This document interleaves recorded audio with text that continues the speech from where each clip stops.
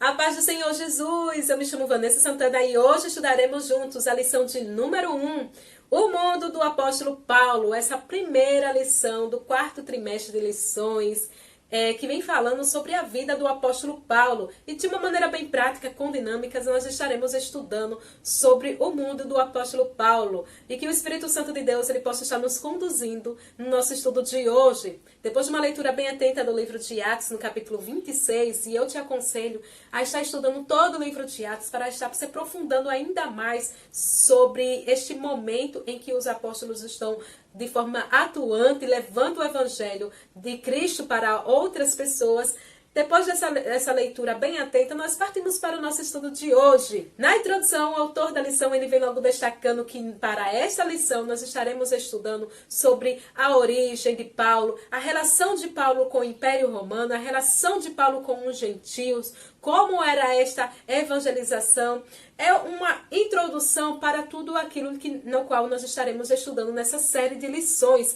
E tem muitos escritos bíblicos, muitos registros sobre esse momento da história. Não só no livro de Atos, mas também nas cartas ao qual o apóstolo Paulo escreveu às pessoas. Foram 13 ao todo, 13 cartas que nós temos no Novo Testamento, com a autoria do apóstolo Paulo, e a gente vê que ele escreveu essas cartas tanto para igrejas, como a igreja em Éfeso, a igreja em Colossos, os colossenses, tanto para pessoas como Timóteo. E tudo isso ele escrevia porque ele não podia estar presente lá, instruindo aquele povo, por motivos de ou estar preso, ou estar longe, viajando. Então ele enviava cartas levando a palavra de Deus para aquela igreja, exortando aquela igreja, ou exortando aquela pessoa. E aí a gente vê também que no livro de Colossenses, no capítulo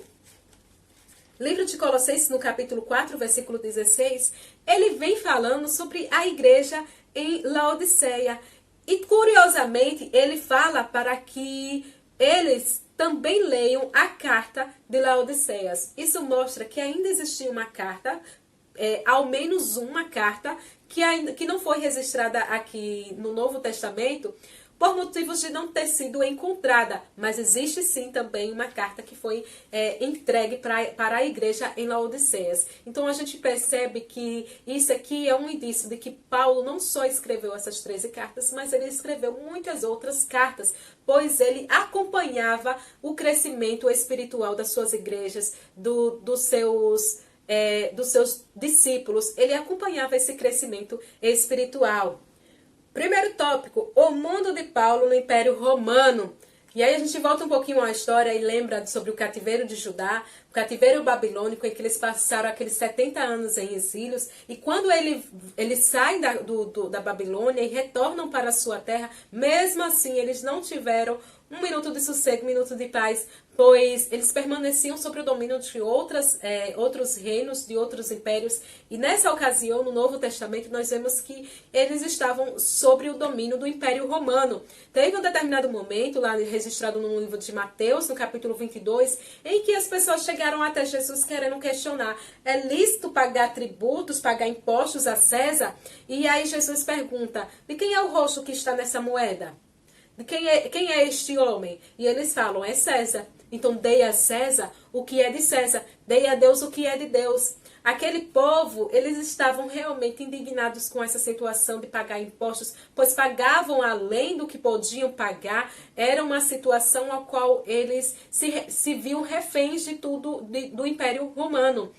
E a gente vai ver aqui no nosso primeiro parágrafo sobre entendendo a origem de Paulo, pois tem muito a ver com o Império Romano. Sobre a sua origem, Paulo nasceu em Tarso, localizado na Sicília, onde hoje é território turco, e a gente vê que ele nasceu em uma cidade muito influente. Paulo era uma pessoa influente, uma pessoa importante e estudada. E a gente vê que Paulo ele sempre se apresentava que era judeu também, além por mais que ele tenha sido de Tarso, ele também era um judeu e também era cidadão romano. Teve um determinado episódio em que, escrito no capítulo 22 do livro de Atos, aonde Paulo ele estava pregando a palavra de Deus, o evangelho, as boas novas de Jesus, e as pessoas começaram a ficar enfurecidas, querendo matar Paulo. E aí eles prendem Paulo, querem matar, açoitá-lo. E aí Paulo, ele fala o seguinte: vocês têm autorização de matar um cidadão romano sem julgamento? E eles começam a observar essa situação e dizer assim: nossa, ele é um cidadão romano, nós não podemos fazer nada, ele precisa de um julgamento justo. Então, quando o comandante chega até ele e comenta: olha, para ter essa cidadania romana, eu tive que pagar um valor alto, eu tive que pagar muito dinheiro para ter cidadania romana. E aí Paulo responde: eu não precisei pagar, pois eu tenho isso de direito, eu sou cidadão romano de nascença. E a gente vê aqui que essa questão de ser cidadão romano, essa questão de ser da cidade de Tarso, essa questão também de ser judeu, favoreceu muito para o crescimento do evangelho sobre a vida do apóstolo Paulo. Sobre a sua aparência, a gente vê que lá na segunda carta aos Coríntios, na sua segunda carta aos Coríntios, no capítulo 10, o versículo 10, o apóstolo Paulo, ele cita de que algumas pessoas dizem que as suas cartas são de palavras duras e fortes, mas ele pessoalmente não impressionava. Ou seja, as cartas, a forma que Paulo escrevia parecia ser de pessoas duras e fortes, dura e forte, mas pessoalmente ele não era nada disso.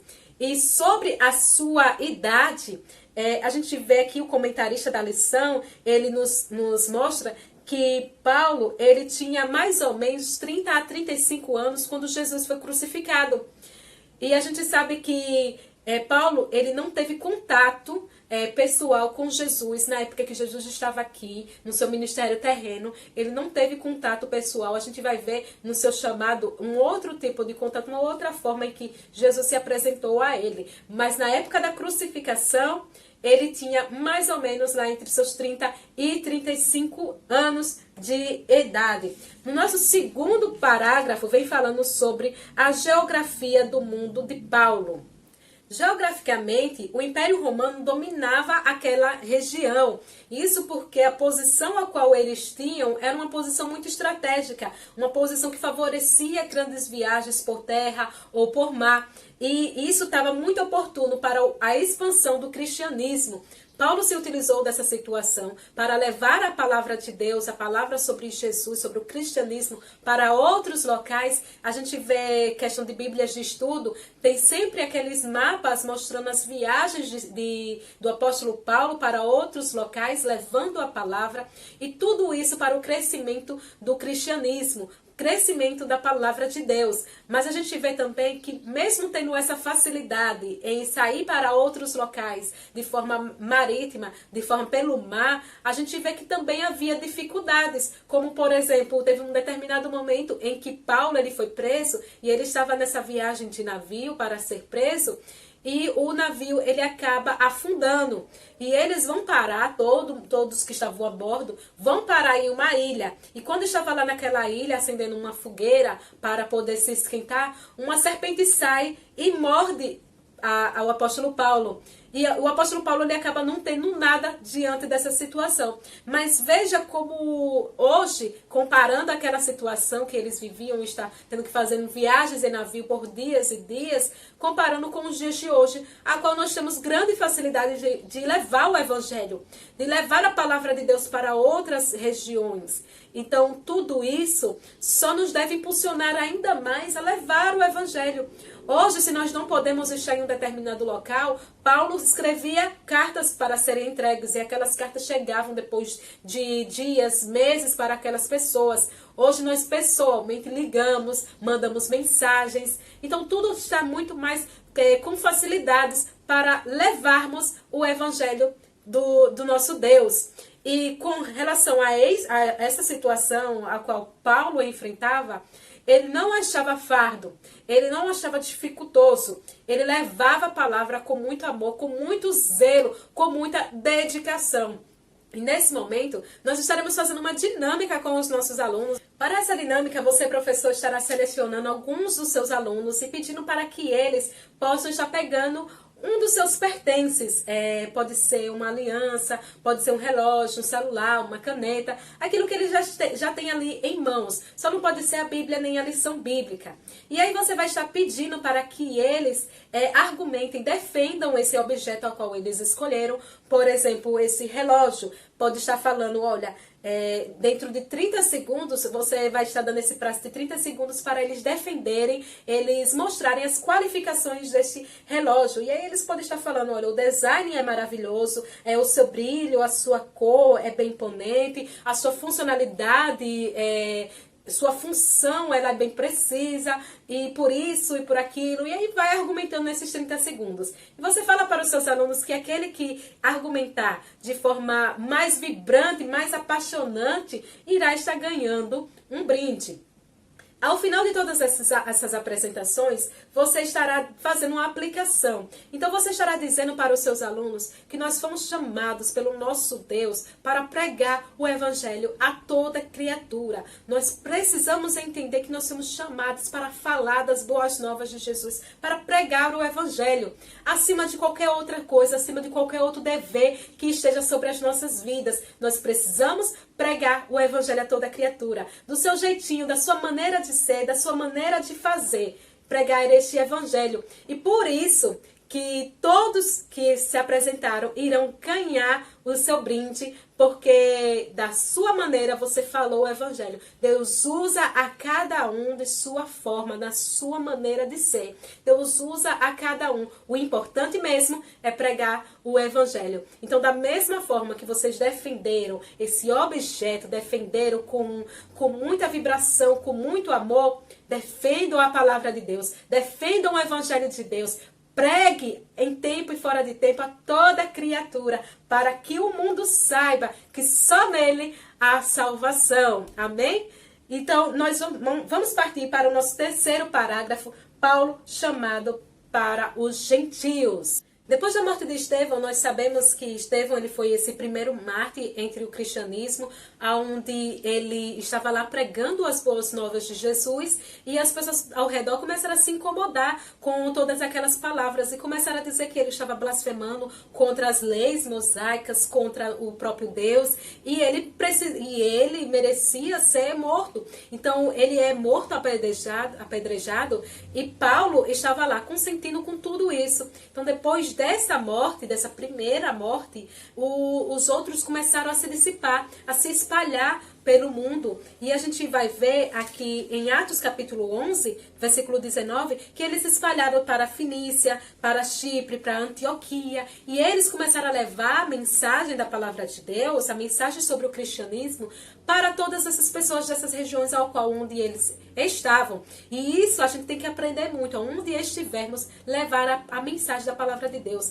E levar, e isso é muito importante, precisamos levar para as outras pessoas, não ficar recluso, não ficar fechado em um só local, onde aqui todo mundo já sabe, então aqui vamos ficar. Levar nossa luz para onde há trevas. E aquele povo começou a levar o cristianismo para essas regiões a qual eles estavam sendo dissipados, a qual onde eles estavam correndo.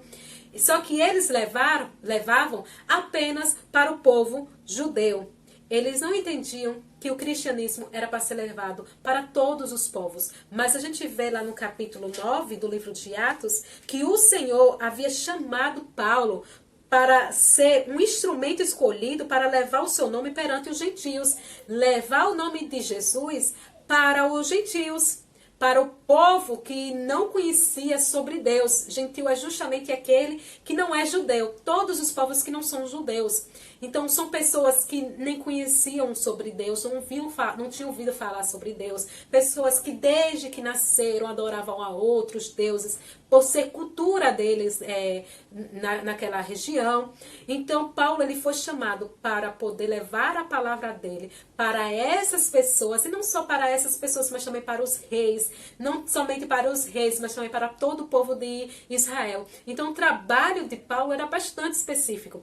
Ele realmente foi o apóstolo dos gentios, porque ele levou essa palavra para o povo que não conhecia, e que se não fosse esse trabalho de evangelização, talvez até hoje não conhecesse, não fosse, por exemplo, o Brasil, um país cristão. Então a gente vê esse grande trabalho em que Paulo ele exerceu, e ele não só evangelizava, mas ele mostrava amor pelos gentios, ele defendia em várias questões. Em Atos, no capítulo 15, mostra que ele estava defendendo, junto com Pedro, a questão da circuncisão, de que os gentios não precisavam fazer aquele tipo de ato, pois aquele tipo de coisa eram atitudes judaicas, atitudes judaizantes, que não era mais, não se encaixava mais agora no perfil do cristianismo. Então os gentios, eles não precisavam se parecer com os judeus. Eles agora estavam mostrando o cristianismo, o verdadeiro cristianismo para aquele povo. E além de outras questões, como também em Gálatas, no capítulo 2, em que Paulo ele defende os judeus para que as pessoas não tenham vergonha de estar no meio daquelas pessoas que eram pecadoras, que não conheciam a Deus. Não eram pecadoras de desobedecer às ordens de Deus, mas eram pecadoras por não ter conhecido a palavra de Deus. Então isso é muito importante para que aprendamos a levar a palavra de Deus àqueles que ainda não conhecem a verdadeira palavra de Deus. Amém? E a gente já parte para o nosso segundo tópico. O nosso segundo tópico vem falando sobre o mundo cultural de Paulo. Porque aquela região havia uma cultura diferenciada, uma cultura típica daquela época. E a gente vai entender nesse tópico. Primeiro parágrafo. A língua mundial daqueles dias era o grego. Para o povo de Deus, naquela época, a língua falada era o hebraico e o aramaico. Mas por causa da influência do Império Romano, a língua que prevalecia era o grego caionê. Era um grego mais popular, falado principalmente, mais usado nas transações comerciais. O latim era somente usado nas questões, nos funcionários reais, da nobreza. E aí a gente vê que o Antigo Testamento, ele foi escrito em hebraico e alguns textos em aramaico. Mas o Novo Testamento, ele foi escrito no grego caionê. E Paulo, ele sabia falar todas essas línguas fluentemente. Isso nos mostra a importância de todos aqueles que desejam ser missionários de outras nações, saberem falar outros tipos de língua, principalmente as línguas mais importantes do mundo, como o inglês, o espanhol e todas as outras línguas a qual será necessária naquele local. E principalmente se for para, por exemplo, uma tribo indígena, uma tribo africana, saber a linguagem daquele local, ela é muito importante para trazer a maior afinidade entre as pessoas, confiabilidade entre as pessoas. Mas aqueles que não desejam sair pelo mundo levando a palavra de Deus e querem levar a palavra de Deus em seu local, também é muito importante saber falar. Mesmo que seja a nossa língua, o português brasileiro falado, mas é muito importante também saber falar bem. Paulo, ele sabia falar bem, ele sabia escrever bem. Isso mostrava uma dedicação com relação às coisas de Deus. Então é muito importante aprendemos a falar com simplicidade para ser entendido de todos, mas também com uma linguagem correta. Então a gente vê todos esses exemplos da vida de Paulo. Ele tinha essa preocupação e isso abria portas quando ele começava a falar numa língua onde as pessoas nem esperavam, e aí vê que ele, realmente ele é um homem entendido. Então isso realmente abre portas. No segundo parágrafo vem falando sobre o mundo cultural do apóstolo Paulo. O Império Romano, ele respeitava a diversidade religiosa, isso porque lá em Roma havia muitos ídolos. Não era como os judeus que seguiam apenas um único Deus, mas eles acabavam seguindo todos os deuses que se aparecia, todas as novidades. E Paulo estava dentro nesse meio desse povo, levando o cristianismo, levando a palavra de Deus. Em Atos, no capítulo 15...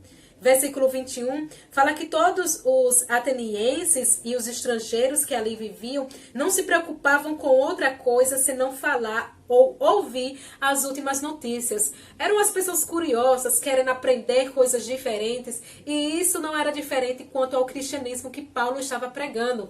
Eles queriam saber o que Paulo estava pregando, tinham essa curiosidade, e muitos acabaram acreditando, muitos acabaram se convertendo, e assim participando da igreja, sendo participante, tornando membro do corpo de Cristo, por conta dessa abertura a qual eles tinham.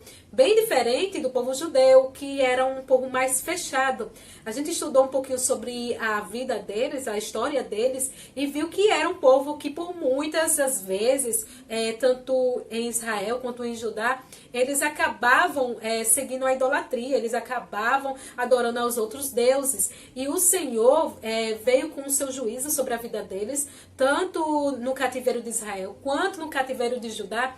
E por conta de tudo isso, eles aprenderam que, olha, não é um bom caminho estar agora blasfemando contra o nosso Deus. A gente precisa ter bastante cuidado quanto a isso. E acabaram se fechando demais e não vendo que o Messias estava ali do lado deles, estava ali fazendo sinais e maravilhas, e eles começaram a acreditar que aquilo dali era obra de Satanás, porque como pode chegar aqui e dizer que ele é o Filho de Deus, e ele fazer tantos esses sinais e maravilhas, curar, e ele não segue fielmente as leis mosaicas, e ele está vindo com um evangelho diferente, com uma lei diferente. Então tudo isso confundia a mente dos judeus e fez com que os judeus acabassem pedindo a morte de Jesus lá na cruz. E não aceitaram, mesmo depois da ressurreição, continuaram sem aceitar o nosso Deus, o Jesus, porque eles ainda continuavam fechados, com medo de mudar, de se misturar com outros tipos de crença. Era dessa forma que eles pensavam. E por isso que até hoje nós vemos que o evangelho, o cristianismo, ele foi fortemente difundido aos gentios. Nós vemos aí diversos países que seguem ao cristianismo, mas o povo judeu continua ainda presos, esperando ainda o Messias vir. E aí a gente vê que realmente é um povo fechado para isso. Mas graças a Deus o evangelho chegou ao Ocidente, o evangelho chegou aos os nossos reinos, os países ao qual nós vivemos hoje ao nosso redor. E o evangelho chegou até as nossas vidas. Por quê? Porque foram um povo que estava aberto a receber.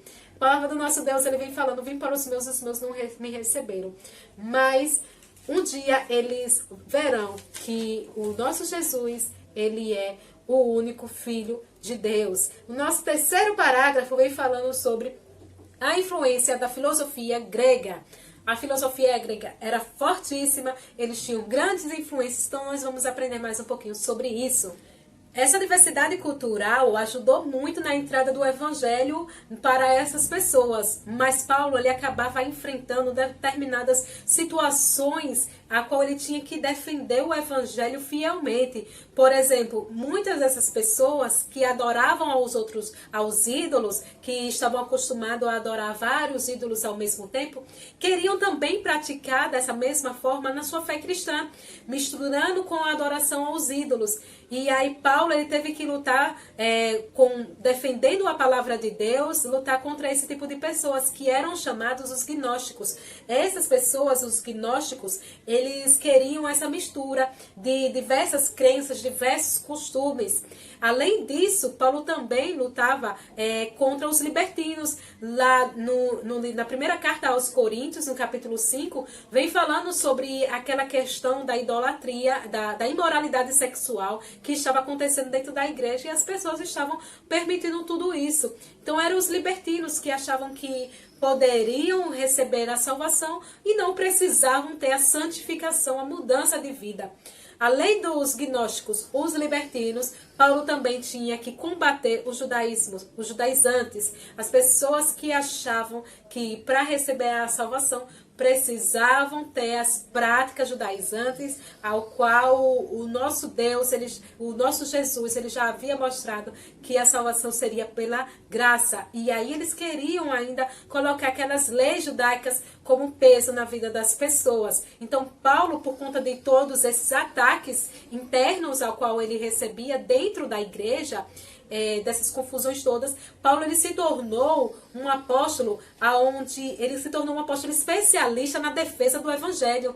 Muitas de suas cartas vêm com passagens doutrinárias, como o livro de Romanos mesmo, falando sobre a fé, muitas delas falando sobre a fé, muitas delas falando sobre a salvação, por conta de todas essas questões as quais eles vinham enfrentando. Então, a influência grega naquele local era muito forte e Paulo ele tinha que combater para tornar a fé cristã uma fé verdadeira, uma adoração verdadeira entre o meio daquele povo. E a gente já parte para o nosso terceiro e último tópico sobre o mundo religioso de Paulo. Paulo, mesmo sendo de Tarso, mesmo sendo daquela região, ele também era judeu. Seu pai era fariseu, seu pai ensinou, instruiu nos caminhos, nas leis judaicas, nas leis mosaicas. Então ele tanto era um judeu como era um cidadão romano. E isso ajudava muito nas questões políticas, a qual nós já falamos nessa lição. Nosso segundo parágrafo vem falando que Paulo foi criado dentro da fé judaica. Paulo foi criado seguindo fielmente o judaísmo. Seus pais o criaram seguindo as leis mosaicas. Lá em Filipenses, quando ele fala para a igreja de Filipos, no capítulo 3, versículo 5, ele fala que foi circuncidado aos 8 dias de vida. E ele também sabia a qual tribo ele pertencia, que era a tribo de Benjamim. Então ele revelava tudo isso, não era para valorizar aquilo que ele tinha feito, mas para dizer que ele pertencia ao povo de Israel. E ele estava ali defendendo um cristianismo puro, um cristianismo que não era um cristianismo junto com os judaizantes, com as tradições judaicas, não por ele não conhecer as tradições judaicas, mas muito pelo contrário, ele conhecia e ele vivia. Ele sabia tanto que, até o comentarista vem falando, que ele foi instruído por um famoso fariseu chamado Gamaliel.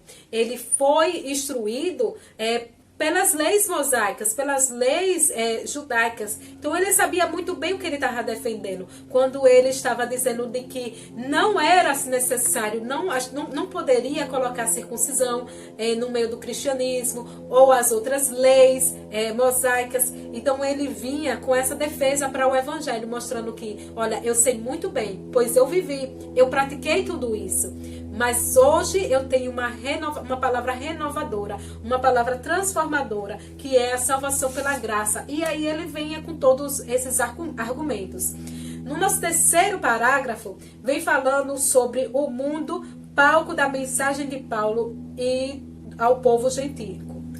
Toda essa formação judaica romana favoreceu com que Paulo levasse o evangelho para diversos locais espalhados pelo mundo naquela época, como para Tessalônica, que foi a capital da Macedônia, também para a igreja em Corinto, que é a província da Acaia, também para a igreja em Éfeso, que é a capital da província da Ásia Menor. E a gente vê que Paulo ele escolhia capitais, ele escolhia cidades grandes, por conta de estratégia mesmo de evangelismo. Assim, as cidades grandes influenciavam as menores e o evangelho era divulgado para outros locais, pois ele sabia que não tinha tanto tempo assim de propagar o evangelho. Ele precisava otimizar esse tempo.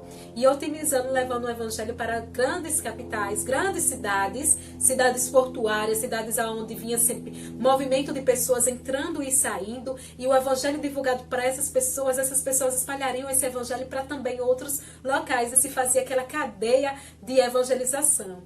Então a gente vê, diante de tudo isso, na nossa conclusão, que Deus usou poderosamente a vida do nosso apóstolo Paulo, a qual nós vamos estar estudando nessa série de lições. Vemos que ele buscou conhecimento, buscou de forma dedicada a palavra de Deus, e ele foi um pregador da palavra muito importante em sua época. Deus usa tanto os leigos quanto os cultos, mas se você tem condições de buscar o conhecimento, busque esse conhecimento, se aperfeiçoe abençoe, busque estudar a palavra de Deus, busque se aperfeiçoar em outras coisas que associam-se, que ajudarão a levar a palavra de Deus, assim como o nosso apóstolo Paulo, ele nos ensinou com a sua própria atitude de vida. E que essas próximas lições venham também estar nos ensinando bastante coisa sobre este ministério de Paulo.